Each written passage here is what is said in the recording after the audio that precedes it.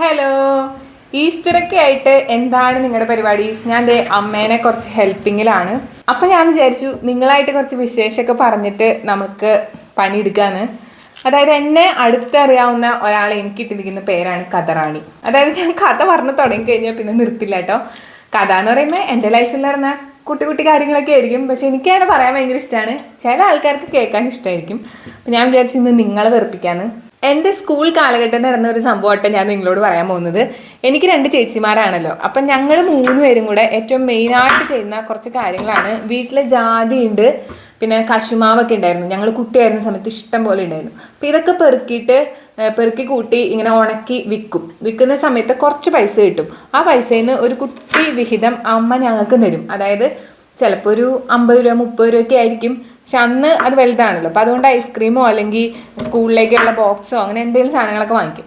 അപ്പം ഈ കശുമാവ് എന്ന് പറയുന്ന സംഭവം നമ്മുടെ വീടിൻ്റെ സൈഡിലുള്ളൊരു പറമ്പിൽ നിറയെ ഉണ്ടായിരുന്നു. അപ്പം സീസൺ സമയം ആകുമ്പോഴുള്ള ഏറ്റവും വലിയൊരു പരിപാടിയാണ് ഈ കശുമാങ്ങ പെറുക്കി ഉണക്കി കടയിൽ കൊണ്ട് കൊടുക്കുക എന്നുള്ളത്. അത് മൂന്നായിട്ടാണ് കൊടുക്കുക, ഒരുമിച്ചല്ല കൊടുക്കുക. നമ്മളിങ്ങനെ ജാതിക്കൊക്കെ ആണെങ്കിൽ നമ്മൾ എല്ലാം കൂടെ ഒരുമിച്ചാണ് കൊടുക്കുക, കാരണം അത്രേ അളവുണ്ടാവുള്ളൂ. പക്ഷെ കശുമാവ് കുറേ ഉണ്ടായിരുന്നതുകൊണ്ട് തന്നെ നമ്മൾ 3 പേര് 3 വിഭാഗമായിട്ടാണ് കൊടുക്കുക. അപ്പോൾ കറക്റ്റ് മനസ്സിലാവുള്ളൂ നമുക്ക് എത്ര ഇതാണ് കിട്ടുക എന്നുള്ളത്. അപ്പം അങ്ങനെ ഞാനും ചേച്ചിമാരും കൂടി രാവിലെയും വൈകുന്നേരം ഒക്കെ ആയിട്ട് പെറുക്കും. പക്ഷെ ക്ലാസ് ഉള്ള സമയത്ത് രാവിലെ കശുമാങ്ങ പെറുക്കാനായിട്ട് അമ്മ സമ്മതിക്കില്ല. കാരണം റെഡി ആവാനും ക്ലാസ്സിൽ പോകാനൊക്കെ ലേറ്റ് ആവുന്നതുകൊണ്ട് രാവിലെ സമയങ്ങളിൽ അമ്മ സമ്മതിക്കില്ല. പക്ഷെ അതിനകത്തൊരു കാര്യം എന്താണെന്ന് വെച്ചാൽ രാവിലെ കശുമാങ്ങ പെറുക്കുന്ന ആൾക്കാർക്ക് കുറേ കശുമാങ്ങ കിട്ടും, അതായത് കശുവണ്ടി കിട്ടും. ഈ രാത്രി വീഴുന്നത് മുഴുവൻ ഫസ്റ്റ് ചെന്ന് പെറുക്കുന്ന ആരാണ് അവർക്കാണല്ലോ കിട്ടുന്നത്. അപ്പോൾ രാവിലത്തെ സമയങ്ങൾ എനിക്ക് പെറുക്കാൻ ഭയങ്കര ഇഷ്ടമായതുകൊണ്ട് ഒരു ദിവസം ക്ലാസ്സിൽ പോകാനായിട്ട് പാവടയും ഗ്ലൗസൊക്കെ ഇട്ട് യൂണിഫോമൊക്കെ ഇട്ട് റെഡിയായി. അപ്പോൾ കുറച്ച് സമയം ബാലൻസ് ഉണ്ട്. അപ്പം ഞാൻ വിചാരിച്ചു എന്നാൽ പിന്നെ ഇപ്പം രാവിലെ പോയി ഇന്നത്തെ ദിവസം കശുവണ്ടി പറക്കാമെന്ന് വിചാരിച്ചു. അമ്മ അറിഞ്ഞാൽ ചീത്ത പറയും, അമ്മയ്ക്ക് ഇഷ്ടമല്ല. ഞാൻ ഒരു കപ്പ് എടുത്തുകൊണ്ട് ഓടി പറമ്പിൻ്റെ നടുക്കായിട്ട് തന്നെ ഒരു ഇരുമ്പ് കമ്പി ഇങ്ങനെ കുത്തി വെച്ചിട്ടുണ്ടായിരുന്നേ അപ്പുറത്തെ വീട്ടിലെ ചേച്ചി, അതായത് ആടിനെ കെട്ടാൻ വേണ്ടി. സ്ഥിരമായിട്ട് അങ്ങനെ ചെയ്യാറുള്ളതാണ്. പക്ഷെ ഞാനത് ശ്രദ്ധിച്ചില്ല.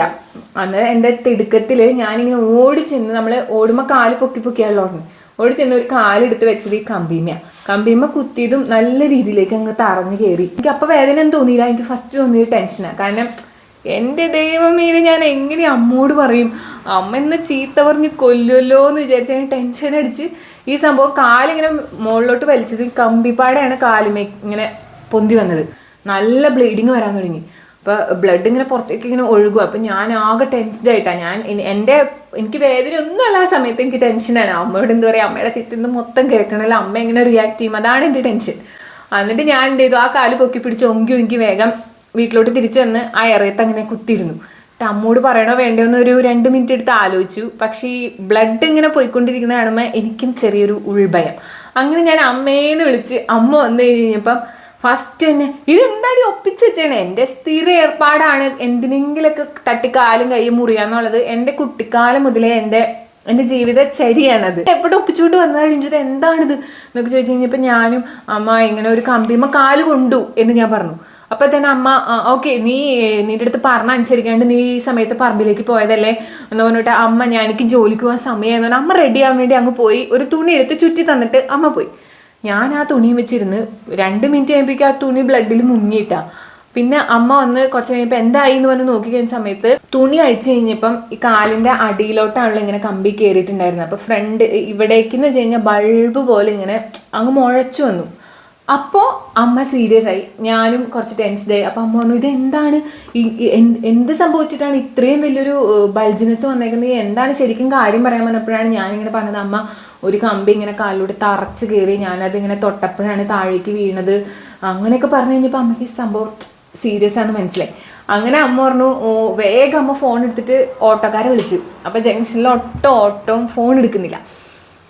അപ്പോൾ അമ്മ പറഞ്ഞു, എന്നാൽ പിന്നെ ഇവിടെ ഇപ്പം എന്താ ചെയ്യാൻ, നടത്തിക്കൊണ്ട് പോകാൻ പറ്റില്ലല്ലോ എന്ന് പറഞ്ഞിട്ട് രണ്ടാമത്തെ ചേച്ചി, എല്ലാവരും സ്കൂളിൽ പോകാൻ വേണ്ടിയിട്ട് റെഡിയായി നിൽക്കുക. അപ്പോൾ രണ്ടാമത്തെ ചേച്ചി സൈക്കിളിനാണ് ജംഗ്ഷൻ വരെ പോണത്, അവിടെ നിന്ന് ബസ്സിന് പോകും. അപ്പം സൈക്കിളിൽ എൻ്റെ അടുത്ത് പറഞ്ഞു, അമ്മ പറഞ്ഞു, ഇവളെ നീ സൈക്കിളിൽ ഇരുത്തി ജംഗ്ഷൻ വരെ കൊണ്ടാക്ക്, അപ്പോഴേക്കും ഞാൻ വേഗം നടന്ന് ജംഗ്ഷനിലേക്ക് വരാം, എന്നിട്ട് നമുക്ക് ജംഗ്ഷനിലുള്ള ഹോസ്പിറ്റലിൽ കാണിക്കാമെന്ന് പറഞ്ഞു. അന്ന് ഞങ്ങൾക്ക് ജഗതി എന്ന് പറഞ്ഞൊരു ഡോക്ടർ ഉണ്ട്, ഇപ്പോഴും ഉണ്ട്. അങ്ങനെ ചേച്ചി എന്നെ സൈക്കിളിന് ഇരുത്തിയിട്ട് കൊണ്ടുപോവാണ്. സ്കൂൾ ബാഗ് എൻ്റെ വലിയൊരു വെയിറ്റ് ഉണ്ട്. ചേച്ചി എന്ന് പറഞ്ഞാൽ എന്നേലും ചെറുതാണ്. എൻ്റെ ചേച്ചിക്ക് എന്തെങ്കിലും ഹൈറ്റും കുറവാണ് വണ്ണവും കുറവാണ്, ആളും മൊത്തത്തിൽ ചെറുതാണ്, ഞാനാണ് വലുത്. അപ്പോൾ അത് കാരണം ഇവൾക്ക് എണ്ണയും വെച്ചിങ്ങനെ ലോഡ് ചെയ്ത് ഇത് ചവിട്ടാൻ പറ്റില്ല കേട്ടോ. എന്നിട്ട് കഷ്ടപ്പെട്ട് ഇവള് ചവിട്ടി കഴിഞ്ഞ് കഴിഞ്ഞപ്പോൾ സൈഡിൽ കൂടെ ഒരു നിസാൻ വന്നു. ചെറിയ ഇങ്ങനെ നിറയെ കുറ്റിക്കാട് പോലെ ഒരു ഏരിയ ആണ് ഈ വഴി. ചേച്ചി ആ കാടിനുള്ളിലേക്ക് ഇങ്ങനെ ചേർത്ത് സൈക്കിള്, കാരണം വണ്ടിക്ക് പോകാൻ വേണ്ടി നിസാന്. ആ സമയത്ത് കണ്ട കമ്പും കോലും ഒക്കെ എൻ്റെ കാലുമ്പോൾ കൊണ്ട് ബ്ലീഡിങ് ഒക്കെ അങ്ങ് കൂടി കഴിഞ്ഞ് കഴിഞ്ഞിട്ട് ഞാൻ അവിടെ നിന്ന് പറയുന്നുണ്ട് ഒന്ന് പതുക്കെ പോതൊക്കെ പറയുന്നുണ്ട്. പക്ഷെ ചേച്ചിക്ക് ബസ് വരാൻ സമയമായി, അവൾക്ക് അതാണ് ഇമ്പോർട്ടൻറ്റ്. അങ്ങനെ ജംഗ്ഷനിൽ എത്തിക്കഴിഞ്ഞ് കഴിഞ്ഞപ്പം അമ്മേനെ കാണുന്നില്ല ബാക്കിൽ. അമ്മ പതുക്കെ ഇങ്ങനെ പതുക്കെയല്ല എന്നാലും നടന്ന് വരണ്ടേ. അപ്പോൾ ചേച്ചി പറഞ്ഞു, ഡിഞ്ചു അമ്മേനെ കാണുന്നില്ലല്ലോ, ഞാൻ എന്ത് ചെയ്യും, എൻ്റെ ബസ് പോരും, എനിക്ക് ഇന്ന് എക്സാം ഉള്ളതാണ്, ഞാൻ ഒരു കാര്യം ചെയ്യാം, നിന്നെ ഇവിടെ ഇരുത്താം, എന്നിട്ട് ഞാൻ പോകാമെന്ന് പറഞ്ഞു. ചേച്ചി സൈക്കിൾ ഒരു സ്ഥലത്ത് പൂട്ടി വെച്ച് എന്നെ ജംഗ്ഷൻ്റെ നടുക്കൊരു കലങ്കുമ്പോൾ കൊണ്ടങ്ങി ഇരുത്തി. എന്നിട്ട് ചേച്ചി ബസ് കയറി അങ്ങ് പോയി. ഞാൻ അവിടെ ഇരുന്ന് കരയാൻ തുടങ്ങി, കാരണം കാല് ബ്ലീഡ് ചെയ്തുകൊണ്ടിരിക്കുക. ഞാൻ ഇങ്ങനെ കരയണ സമയത്ത് ഒരു ചേട്ടൻ വന്നിട്ട് ചോദിച്ചു, മക്കളെ എന്താ പറ്റിയ? അപ്പം ഞാൻ പറഞ്ഞു, ഞാൻ ഇന്ന ആളുടെ മോളാണ്, എനിക്കിങ്ങനെ കാലുമ പറ്റി, ഞാൻ ഡോക്ടറെ കാണാൻ വന്നാന്ന് പറഞ്ഞപ്പോൾ ആ ചേട്ടൻ എന്നെ താങ്ങി പിടിച്ചുകൊണ്ട് ഡോക്ടറുടെ ഇതുണ്ടല്ലോ വരാന്തയിൽ അവിടെ കൊണ്ടിരുത്തി. അമ്മ വന്നു കഴിഞ്ഞപ്പോൾ ആ ചേട്ടൻ അവിടെ നിൽക്കുന്നുണ്ടായിരുന്നു. ആ ചേട്ടൻ പറഞ്ഞു മോളെ അങ്ങോട്ടേക്ക് ഇരുത്തിയിട്ടുണ്ടെന്ന്. അപ്പം അമ്മ ഓടി, അമ്മ ഒരു 2-3 മിനിറ്റിനുള്ളിൽ വന്നുട്ടാ. അമ്മ ഓടി ഹോസ്പിറ്റലിലേക്ക് കയറി. അങ്ങനെ ഞങ്ങൾ ഡോക്ടറെ കണ്ടു കഴിഞ്ഞപ്പോൾ ഡോക്ടർ പറഞ്ഞു, അയ്യോ ഇത് കുറച്ച് കൂടുതൽ മുറിവുണ്ട്, അപ്പോൾ ഇത് സ്റ്റിച്ച് ഇടേണ്ടി വരും, ഇവിടെ സ്റ്റിച്ചിങ് ഇല്ലല്ലോ, വേറെ ഹോസ്പിറ്റലിലേക്ക് പൊക്കോളാം വന്നു. ഡോക്ടർ അങ്ങനെ പറഞ്ഞു കഴിഞ്ഞപ്പം നമ്മൾ വേഗം അവിടെ നിന്ന് ഇറങ്ങി. അതൊരു ക്ലിനിക്കായിരുന്നു, അവിടെ ഇടാൻ പറ്റത്തില്ല സ്റ്റിച്ച്. അപ്പം നമുക്ക് അടുത്തുള്ള ഒരു ചേട്ടൻ പെട്ടെന്ന് ഓട്ടോ ഒക്കെ വിളിച്ചു തന്നു. നമ്മൾ ഓട്ടോ കയറി നേരെ പോയത് കറുകുറ്റിക്കാണ്. കറുകുറ്റി അൽഫോൻസ എന്ന് പറഞ്ഞൊരു ഹോസ്പിറ്റലുണ്ട്. അപ്പോൾ ഡോക്ടർ പറഞ്ഞു 2 സ്റ്റിച്ച് ഇടണം. അങ്ങനെയാണ് ഫസ്റ്റ് എൻ്റെ ജീവിതത്തിൽ ആദ്യമായിട്ട് ഞാൻ സ്റ്റിച്ചെന്ന് കേൾക്കുന്നത്. എനിക്കിടാൻ പോകണമെന്ന് പറയണത് അന്നാണ്. ഞാൻ കുറച്ച് ടെൻസ്ഡ് ആയിരുന്നു. പിന്നെ ഈ പറയണ പോലെ കുഴപ്പമില്ല, അതൊക്കെ ഒരു വഴിക്കങ്ങ് പോകുമല്ലോ.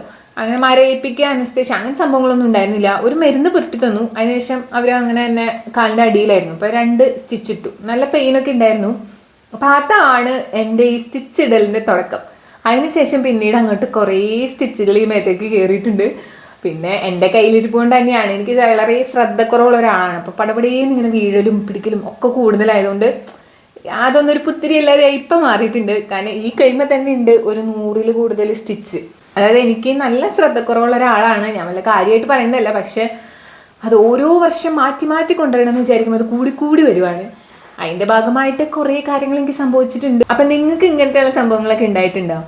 അതായത് അന്ന് നമുക്കത് ഭയങ്കര ഹേർട്ടായിട്ട് ഭയങ്കര വേദനയായിട്ട് ഫീൽ ചെയ്തിട്ടുണ്ടാവും. പക്ഷെ ഇന്ന് ആലോചിക്കുമ്പോൾ ഒരിത്തിരി ഫണ്ണൊക്കെ ആയിട്ട് നമുക്ക് പറയാൻ പറ്റുന്ന കുറേ കാര്യങ്ങൾ നമ്മുടെ ലൈഫിൽ ഉണ്ടാവും അല്ലേ.